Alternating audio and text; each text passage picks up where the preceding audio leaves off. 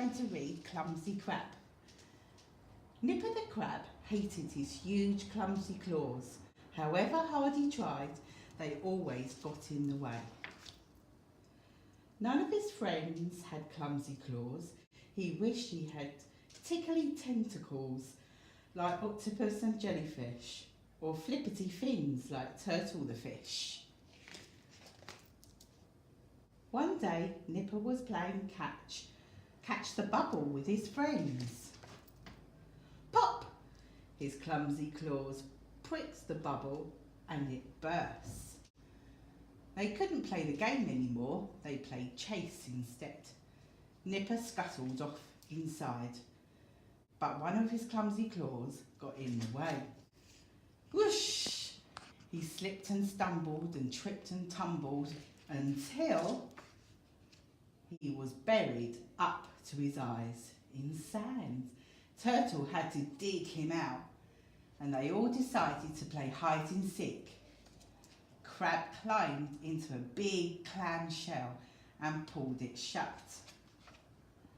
It was the perfect hiding place until Nipper's clumsy claws shattered the shell into hundreds of tiny pieces.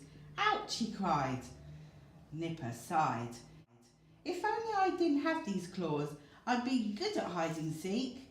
Don't worry, Nipper, said Jellyfish, picking up the pieces of shell. We'll hide and you can find us. Nipper counted to 10 and then set off to find his friends.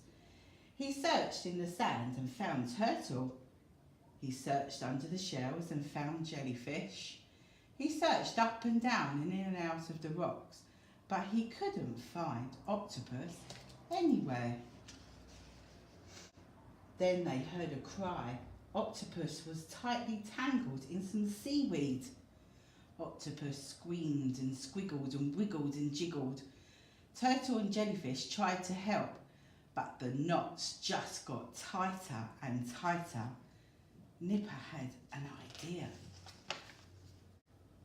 He gently nipped at the seaweed with his claws, and small pieces floated away.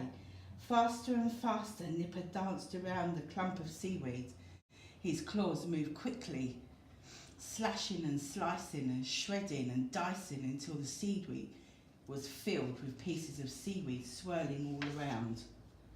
Octopus was finally free. Thank you, you clever crab, he cheered. Nipper waved his claws happily. At last he knew how useful they could be. That's the end of Clumsy Crab.